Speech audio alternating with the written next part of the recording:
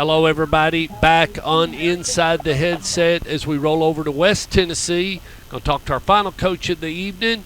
He's an old friend and a great football coach. Not having the best of luck so far, but I'm sure the learning process is still taking place, and that is the head coach of the McEwen Warriors, head coach Rick Rice. How you doing tonight, Coach? I'm good, Stuart. We just got through painting the football field for a game against Perry County Friday night, so I'm glad to get that out of the way. Well, and for those that don't have turf and the art of painting a football field, it takes a little bit to know how to do that. Of course, you're probably running back over some white lines previously, and you've got a little bit of a guide, but having that string taunt and having a guide is real important as you run that white sprayer across each one of those white marks. Oh yeah.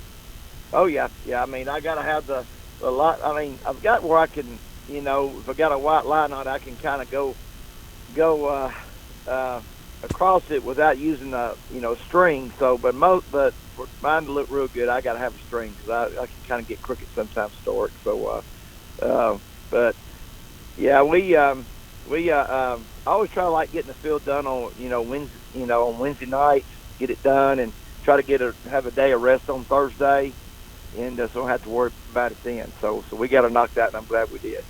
Yeah, I think Anthony was talking about it. They painted. One night they painted, or always on Thursdays, they used to paint the B over at Blackman for paint it in the middle of the field. And so they were painting it on the left side, and they got it on the left side as it faced to home field, and painted the B on the 40.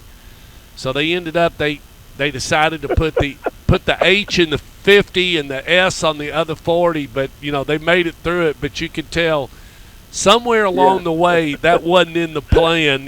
But and especially when you start turning. That's not like something I would do. Yeah, well, especially when you turn football coaches and players and people loose after you've painted the field a certain color. How do you unwind a mess like that? But you got to get creative, and I guess they did the best they could when you hit that situation. Yeah, that's pretty good. I mean, you just fill in the blank and create, McEwen High School, MHS. So, MHS, yeah. So, anyway, well, you're 1-6, Coach, and lost that game to Wayne Central. And how are you troop-wise? Yeah, Waverly. Waverly Central. Waverly Central. I copied it wrong. I'm sorry.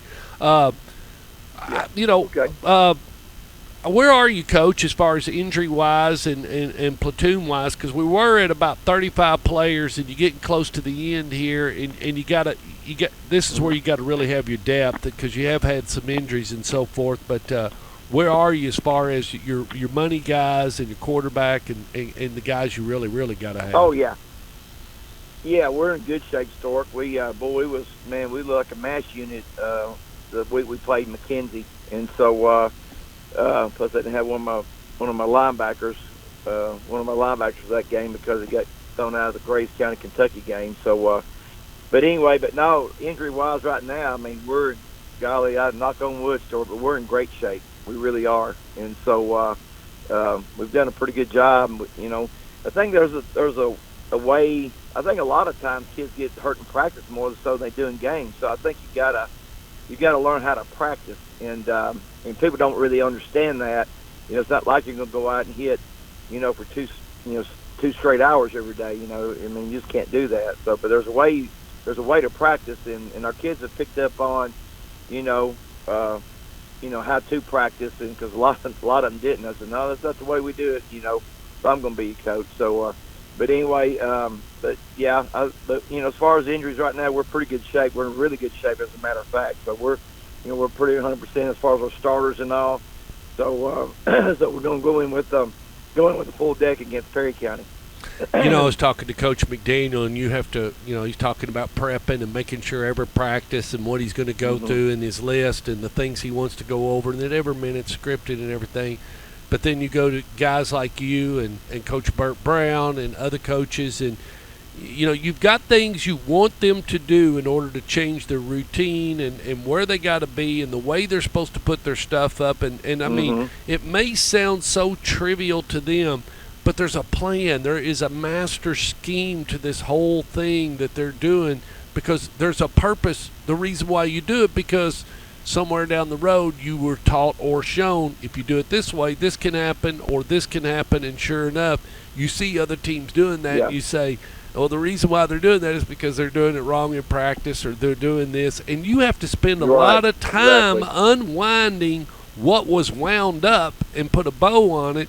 And they've been doing it wrong all along. I mean, the first 2 weeks of regular practice into the season, you probably had to do a lot of instructional that we're not doing it that way anymore, guys. I mean, how many times you probably say that? Oh, yeah, that's actually my favorite line, Stork. So, we don't do it that way. No, not with me. So, it took some kids getting used to me in a way, way I wanted to do things, and I feel like the way we do things are, the right way. I'm not saying, previous coaches was the wrong way or anything like that, Stork. I'm not saying that. It's just, I've got a way of doing things, and the coaching staffs I've had before, and got a way of doing it, and I felt what we did was really good, and we were successful. So so we just keep doing those things, and the main thing, Stork, is just making sure your kids are doing the right thing, just not necessarily on the football field, but like in the dressing room. Hang your helmet up. Put your shoulder pads in your shoes in the right spot.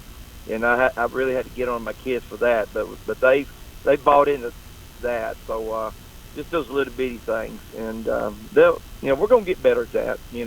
We are, because I think the kids are eager to, they're hungry to want to know those things so they can be successful. Just not in football, but also maybe to help them in life a little bit as well. Well, you are, because if you're teaching them that this is the right way you do something, then it doesn't matter what you're doing it in. I want to be shown the right way. I mean, we had a sales meeting today, and one of the first times since I've joined the company that we had all 4 or 5 of us had gotten together. We were doing some brainstorming, but I had not done that exercise with the guy I'm working for. And so you have to do some of that so that you understand, and at the end I kind of said to him, did you get what you wanted out of this? Did we all perform? Is there anything we need to be doing different as we take this time to talk to you and to talk about the things in the company and where in the direction we want to go? Because I want to do things right. Because when you do things right, it's much more enjoyable and you get much more out of it. So, I mean, it's just a common sense exercise that, hey, what's the most biggest thing you fear? It's like if you've never played golf before, am I swinging this thing right? Because you watch it on TV. I mean, you can watch golf on TV, but it's probably one of the most hardest sports in the world to go out and get, the clubs, stick them on the back of a cart, and to go out there and learn the precision and the proper swing technique to send that white ball down the fairway every time. That's true. And talking about, like, doing things the right way, doing it the right way, a lot of times it's not fun, Stuart. You know that? Oh, yeah. But, I mean, in the long run, it will be fun, when you see results. And so I tell the kids that. I said, listen, doing things the right way, guys, is not fun a lot of times. But it's the right way, and it's the way to do it, and it'll be better people, later on down the road. And we've had that discussion. I've got a kid on my team. I could care less about his football. He's a pretty good football player, but I'm more about him being a good human being, a good person more than him anything. And he and I have those talks all the time. He said, I know, Coach. I know. I said, well, you just got to do better. Well, and you want him to know you kind of got your stamp a little bit on him as he goes out there because you've spent a lot of time with him, and you want, hey, I want the rest of the public to know I'm not. This isn't the way I do things. I want to make sure these kids at least walk away with some values because football and life are a lot alike, and it's you go through hot and cold. You go through all the different seasons, and play in the rain, and you play hurt, and you play injured, and all the different things.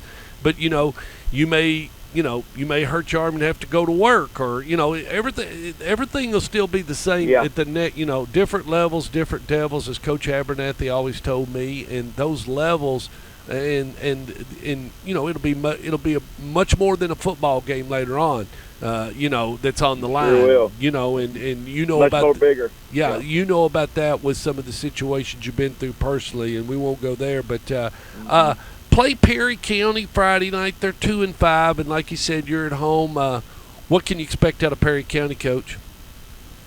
Oh man, they're huge up front, Stork. Good gracious! I mean, they got some big old boys up front in the offensive line, and so they getting some some single wing stuff, and just going to pound it off tackles. What they're going to do? They're going to run off tackle power, then they'll run counter back the other way, and Coach Zimmer does a really good job, and they're a much better football team this year than they were last year. So we got our hands full, and I told my guys, we didn't have very good practice yesterday, and I just told them, I said, listen, guys, I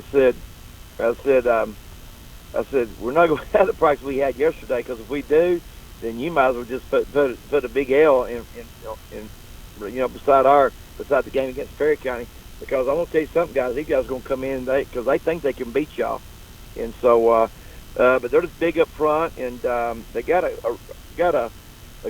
couple of good linebackers that I'm real impressed with. And they got a defensive end that's really, really good. So we'll have our hands full, Stork. They want to come to McEwen, and Coach Zimmer. I coached him 4 years, the 5 years I was at Perry County, and I know he'd like to beat his old coach. So I know he's motivated to do that. So he'll have him ready too. I think he does a great job over there, and so we'll have to play our best game to pull out a win. Well, Coach, we wish you the best of luck this Friday night and everything, and we'll be thinking about you. And you're going to like the next one. I got next Friday night. I got a little Blackman Rockville next Friday night. All right, all right. But anyway, we'll be off. That'll be a good one. Yeah, we'll be off next week, and then we'll catch you on the last week as we head into the final week of high school football in the state of Tennessee of the 10 games you're guaranteed. But anyway, appreciate you being on the show. Thank you, Stark. Appreciate it. All righty, see you. Bye.